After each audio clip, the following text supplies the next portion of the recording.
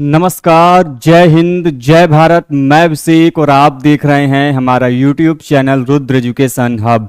दोस्तों, एक बार फिर से आप सभी का हमारे इस यूट्यूब चैनल पे हार्दिक स्वागत और अभिनंदन है।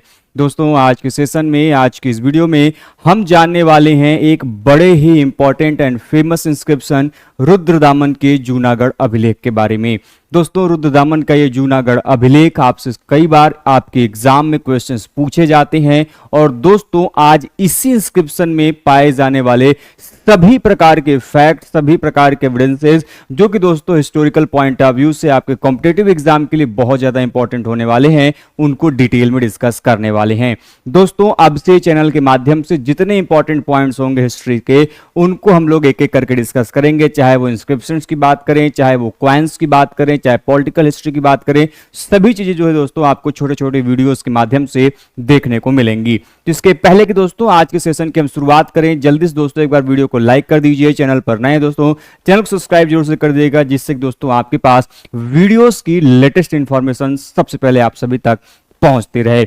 दोस्तों, जैसा कि आप सभी जानते हैं, रुद्रदामन का ये जो जूनागढ़ अभिलेख है, सामान्यतः हम जब भी अभिलेखों की बात करते हैं दोस्तों, तो अभिलेख जिस स्थान से पाए जाते हैं उन नामों के आधार पे, उन स्थानों के आधार पे उन अभिलेखों का नामकरण होता है। तो दोस्तों यह जो अभिलेख है, यह आपके गुजरात के जूनागढ़ से प्राप्त किया गया था और इसकी खोज सबसे पहली बार जेम्स प्रिंसेप के द्वारा 1832 में किया गया। ध्यान रखें दोस्तों, ये जेम्स प्रिंसेप वही हैं जिन्होंने ब्राह्मी लिपि को सबसे पहली बार पढ़ा था। ये वही व्यक्ति हैं जिन्होंने क्या किया था कि जो अशोक के अभिलेखों को पढ़ने में सफलता प्राप्त की थी, ये भाई साहब वही हैं। इसके अलावा यदि बात करें दोस्तों कि जो आपका जूनागढ़ अभिलेख है, इसमें डेट मेंशन है, इसमें तिथि दी गई है और यह तिथि दोस्तों शक संवत 72 दी गई है। यदि दोस्तों हम इसे एडी में कन्वर्ट करते हैं, यदि हम इसे क्या करते हैं कि ईसा ईस्वी में कन्वर्ट करते दोस्तों, तो इसकी जो आप डेट निकल कर आती है वो 150 एडी अर्थात 150 ईस्वी जो है दोस्तों इसकी डेटिंग निकल कर आती है।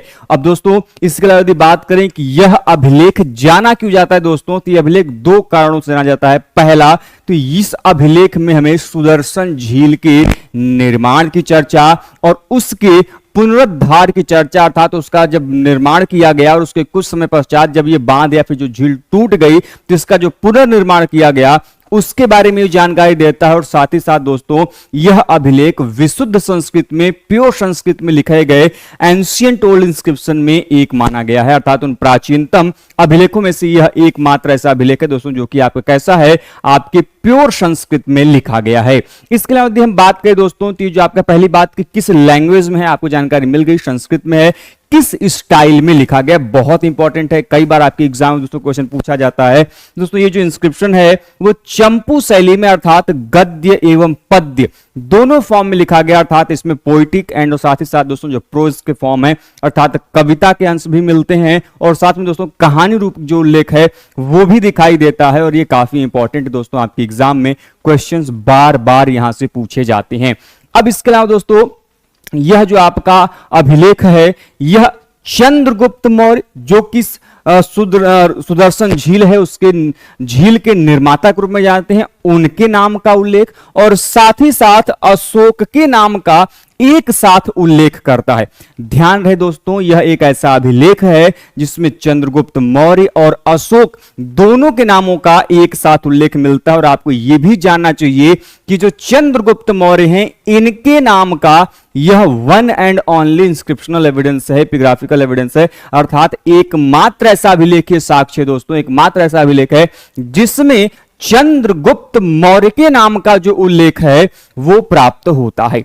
साथ ही साथ इस अभिलेख में हमें 6 प्रकार के करों का उल्लेख मिलता है। There are 6 type of taxes named as bali, kara, bhaga, शुल्क, विष्टि या फिर बेगार और छठवां प्रणय। तो कुल 6 प्रकार के करणों का दोस्तों जो वर्णन है वो यहां पे प्राप्त हो रहा है, बलि के रूप में, कर के रूप में, भाग के रूप में, शुल्क एंड प्रणय के रूप में और दोस्तों विष्टि के रूप में। तो कुल 6 प्रकार के दोस्तों ये टैक्सेस हैं। जब आपने मौर्यन पीरियड पढ़ा होगा तो आप जानते होंगे कि अलग अलग वस्तुओं पे अलग अलग प्रकार के कर लगाए जाते थे। कुछ फसलों पे लगाए जाते थे, कुछ आपातकाल के दौरान लगाए जाते थे, इमरजेंसी में कह लीजिए, इमरजेंसी टैक्स में आपका प्रणय एक बड़ा इंपॉर्टेंट है। कुछ कार्य कराने के बदले पैसे न दिया जाए, एज स्लेवरी कह लीजिए, उसके रूप में टैक्स लगाया, जिसको हम लोग विष्टि या बेगार कहते हैं। कुछ फसलों का फिक्स्ड अमाउंट आपसे लेता था, 1/6, 1/8, 1/4 तक टैक्सेस लिए गए हैं। तो ये कुछ प्रकार के टैक्सेस हैं। जब आप मॉडर्न एडमिनिस्ट्रेशन पढ़ेंगे तो वहां पे हम आपको इसी चीजें डिस्कस करेंगे। तो फिलहाल इन 6 प्रकार के टैक्सेस का जो उल्लेख है वो हमें वहां पर दिखाई देता है। इसके अलावा दोस्तों यदि हम बात करें तो इस जूनागढ़ अभिलेख में कुल 20 लाइंस मिलती हैं और इस जूनागढ़ अभिलेख में जूनागढ़ का नाम गिरिनगर के रूप में उल्लेखित है।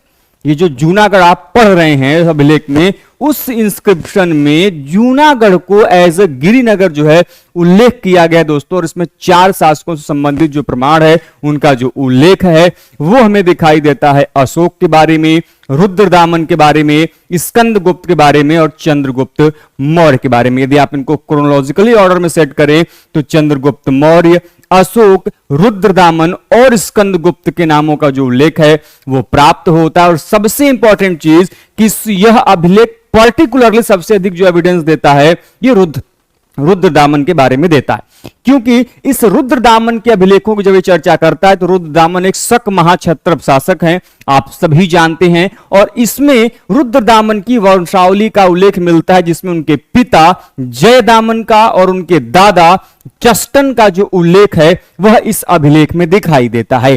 साथ ही साथ ये जो रुद्रदामन है उनको विजेता बताया गया है। किसके ऊपर विजेता ये थे? तो ये अयोध्येय और दक्षिणा प्रदेश सातकर्णी के ऊपर जो है इन्होंने विजय प्राप्त की थी। इसका भी जो उल्लेख है बेटे वो इसी इंस्क्रिप्शन में, इसी अभिलेख में जो है दिखाई देता है।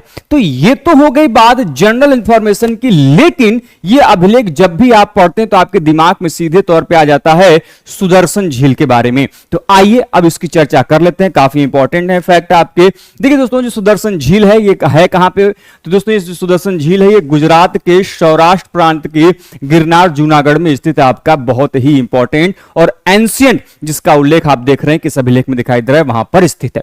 इसका पहली बार जो निर्माण है वो चंद्रगुप्त मौर्य के समय में इसका निर्माण किया गया, जो कि एक मौर्य शासक हैं। और उनके चंद्रगुप्त मौर्य के दौरान जो है कि ये झील है कहां पे? सौराष्ट्र प्रांत में।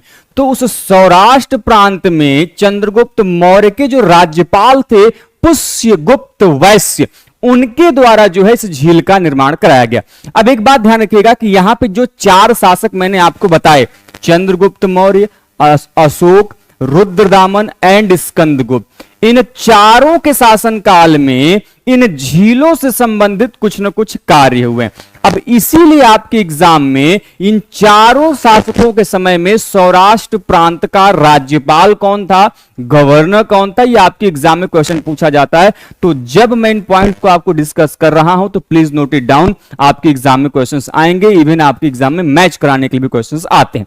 तो ऐसे में इसका निर्माण किसके द्वारा कराया गया? उनके राज्यपाल चंद्रगुप्त मौर्य के पुष्यगुप्त वैश्य के द्वारा। तो निर्माण कराया गया इनके द्वारा। लेकिन जब अशोक आते हैं तो अशोक ने अपने समय में इस झील को विस्तारित कराया, इसका विकास किया। अशोक के समय में झील टूटी नहीं है। कई बार बच्चे कंफ्यूज हो जाते हैं कि इनका पुनर्निर्माण किसने कराया। पुनर्निर्माण तब होता है जब झील टूटे, लेकिन टूटा नहीं था। अशोक ने अपने शासनकाल में इसका निर्माण कराया था, कई सारे अन्य नहरों को बनवाया था, इससे जोड़ा था। तो इसके विस्तार का काम जो है अशोक के शासनकाल में किया गया था। और उस समय उनके सौराष्ट्र प्रांत के जो राज्यपाल थे वो कौन थे? यवंतुशास्प। और इन्हीं यवंतुशास्प के द्वारा जो है इस झील का जो निर्माण है वो जो विकास है, जो विस्तार है वो हमें दिखाई देता है।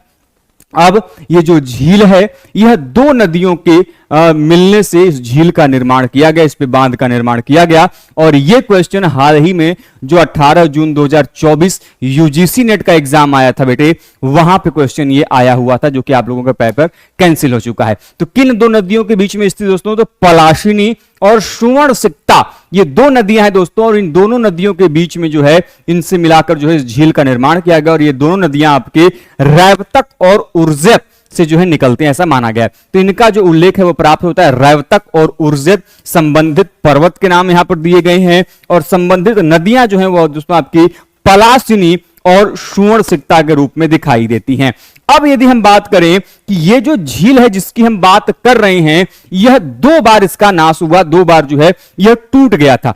पहली बार टूटा था रुद्रदामन के समय में, और दूसरी बार दोस्तों टूटा था ये आपके स्कंदगुप्त के शासनकाल में। दोस्तों रुद्रदामन के समय जो आपको उनका टाइमलाइन लगभग 150 एडी दिखाई देता है, तो उस समय दोस्तों रुद्रदामन के सौराष्ट्र प्रांत के जो राज्यपाल थे वो थे सुविशाख पहलव, और उन्हीं सुविशाख पहलव के द्वारा जो है पहली बार इस झील का पुनर्निर्माण कराया गया।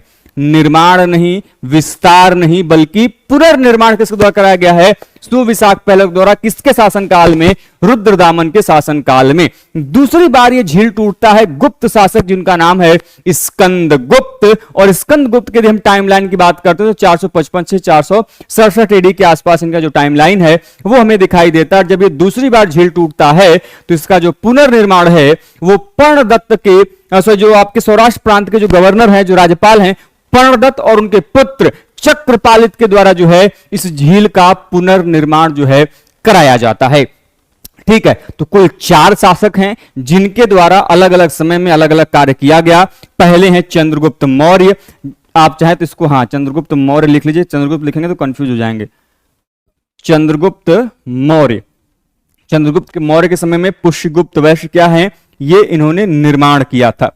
ठीक है, अशोक के समय में यवनतुसास क्या है, इन्होंने इसका विस्तार किया था। रुद्रदामन के समय में सुविशाख पहलव क्या है, पहले इन्होंने इसको क्या किया, जीर्णोद्धार किया, पुनर्निर्माण किया था। ठीक है, और आपके स्कंदगुप्त के समय में जो पर्णदत्त या फिर चक्रपालित हैं, दूसरी बार जो है इन्होंने इसका निर्माण किया था। तो दोस्तों ये कुछ बेसिक इंफॉर्मेशन रहा, और इतना दोस्तों यदि आपने अच्छे से पढ़ लिया है तो आई होप आपके आने वाले एग्जाम में इस रुद्रदामन के जूनागढ़ अभिलेख से कोई भी क्वेश्चन छूटेगा नहीं। और आने वाले समय में दोस्तों जितने इंपॉर्टेंट इंस्क्रिप्शंस हैं, जितने इंपॉर्टेंट आपके मंदिर संबंधित जो आपकी संरचनाएं हैं, टेम्पल आर्किटेक्चर है, केव आर्किटेक्चर है, स्तूप आर्किटेक्चर है, स्कल्पचर्स हैं, टेराकोटा फिगरिन्स हैं, इन सभी चीजों के बारे में दोस्तों में डेडिकेटेड वीडियोस अब चैनल पे लगातार आप लोगों को देखने को मिलेंगी। तो दोस्तों आप सभी से निवेदन करूंगा यदि आप किसी भी कॉम्पिटिटिव एग्जाम की तैयारी कर रहे हो, चाहे वो आपका हिस्ट्री ऑप्शनल का पेपर पीसीएस का हो, यूपीएससी का हो, या फिर किसी यूजीसी नेट का पेपर हो, या फिर दोस्तों आप एकेडमी के पॉइंट ऑफ व्यू से पढ़ना चाहते हैं, तो चैनल पर जुड़े रहें। आपको सभी प्रकार के इंफॉर्मेशन जो है चैनल के माध्यम से मिलती रहेगी। तो मिलते दोस्तों नेक्स्ट सेशन में कुछ ही इसी प्रकार के वीडियोस के साथ, इंफॉर्मेशन के साथ। तब तक के दोस्तों चैनल को सब्सक्राइब करना ना भूलें। जय हिंद, जय भारत, हर हर महादेव।